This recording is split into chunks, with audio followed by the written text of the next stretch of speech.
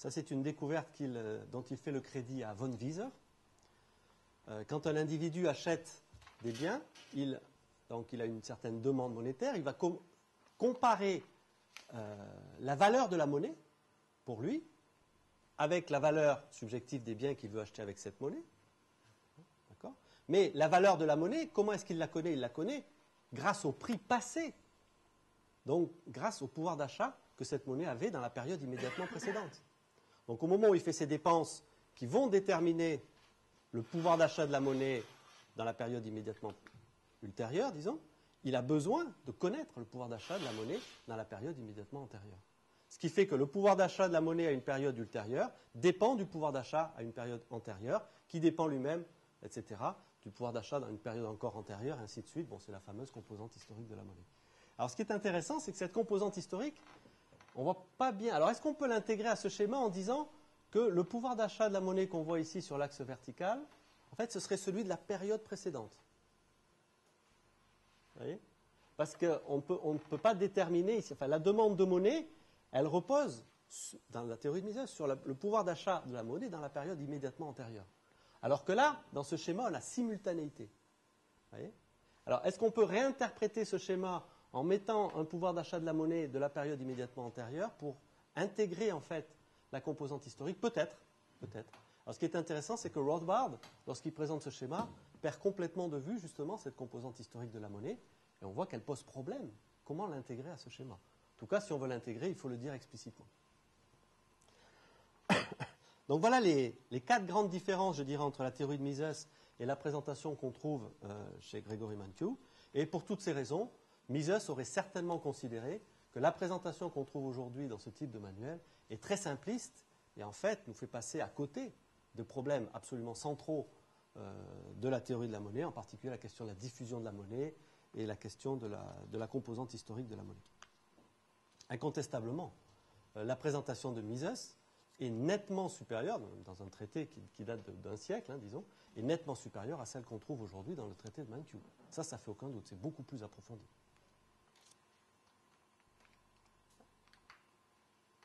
Alors, on reste sur le pouvoir d'achat de la monnaie. Cette fois-ci, on passe à l'explication holiste.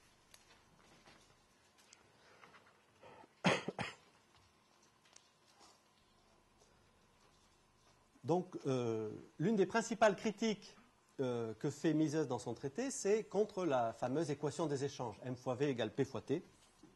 L'équation classique qui a été reprise, en particulier par Fischer, bien entendu, qui en a fait la présentation la plus systématique. Alors, donc Mises va montrer qu'en fait, cette équation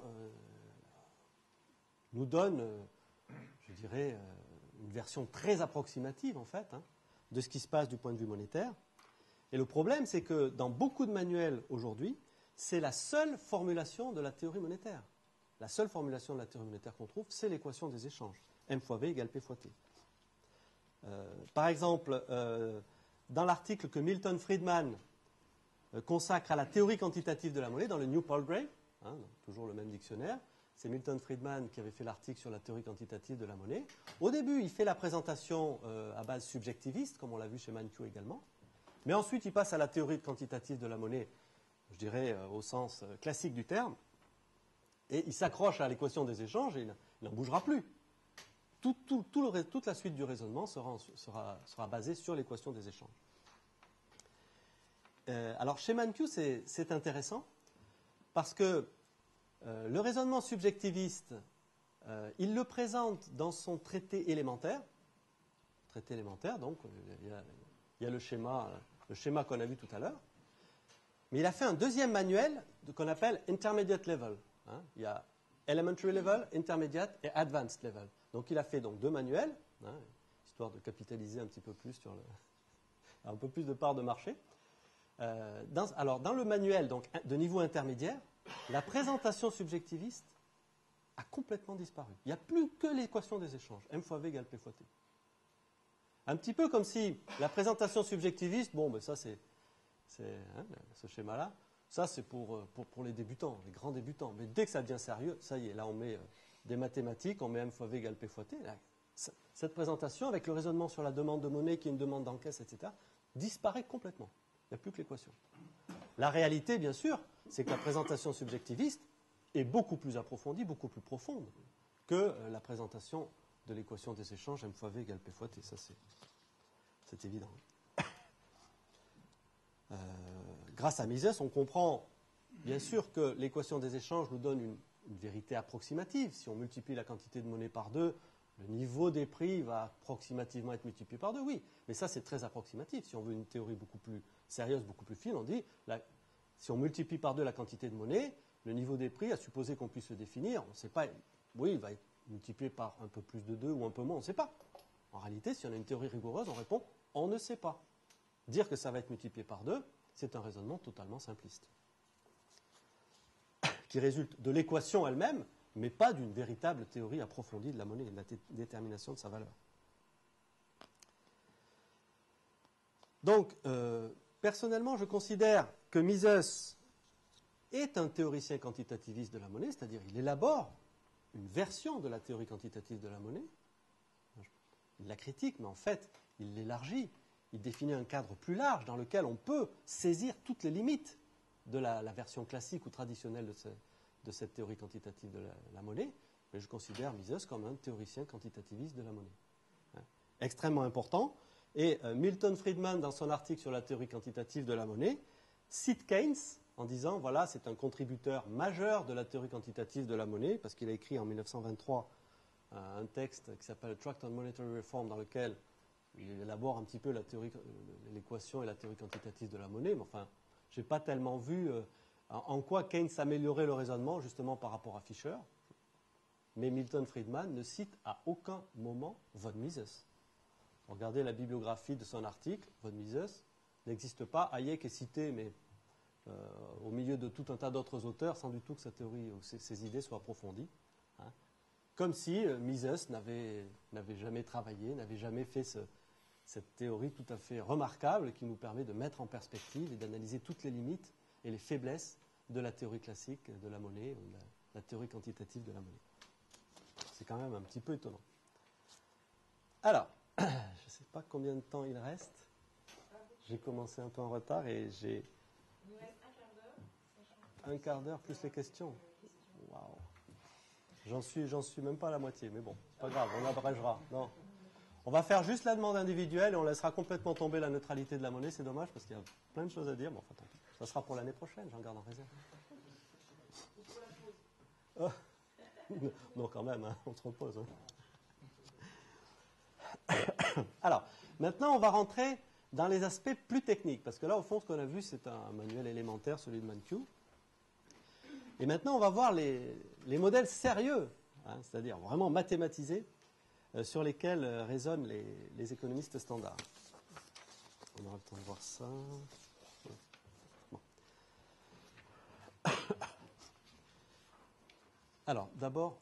Ah, mince. Bon, le modèle, on le verra tout à l'heure, mais je croyais que j'avais... Ah, je n'ai pas connecté mon ordinateur à Internet, donc je n'ai pas la dernière version du PowerPoint. Enfin, c'est pas grave. C'est pas grave. Alors, pourquoi est-ce que les gens demandent de la monnaie ? Pourquoi est-ce qu'ils choisissent de détenir un stock de monnaie ? Bon, c'est une question absolument centrale de la théorie monétaire, puisque c'est ce qui va définir la demande de monnaie. Et on l'a vu, la confrontation de la demande et de l'offre de monnaie définit le pouvoir d'achat de la monnaie. Et la définition du pouvoir d'achat de la monnaie, c'est le cœur de la théorie monétaire. La réponse qui est donnée par Mises dans la théorie de la monnaie et du crédit n'est pas entièrement satisfaisante. Hein. Elle manque de cohérence, et ça a été bien montré par Guido Hülsmann. Par exemple, à un moment, il explique que la valeur subjective de la monnaie n'est rien d'autre que la valeur d'usage anticipé des choses qu'on veut acheter avec la monnaie. Il dit ça. Mais ça, ce n'est pas exact en réalité.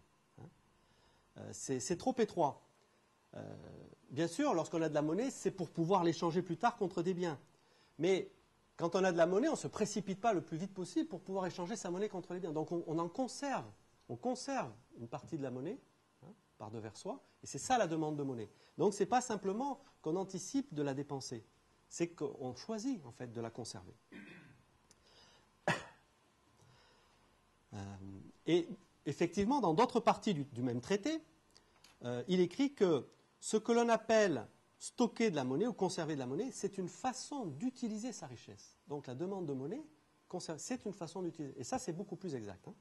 Et effectivement, dans l'action humaine, donc après avoir réfléchi pendant pas mal d'années sur ces questions, donnera une présentation beaucoup plus rigoureuse et cohérente, hein, et il expliquera que la demande de monnaie, c'est bien la demande d'encaisse liquide, hein, et l'explication de cette demande d'encaisse liquide, pourquoi est-ce que les gens choisissent de détenir des stocks de monnaie, plus ou moins importants, c'est l'incertitude radicale de l'avenir. Donc l'explication de la demande de monnaie, c'est l'incertitude de l'avenir. Et ça, il l'avait déjà expliqué dans son premier traité, la théorie de la monnaie et du crédit. Hein.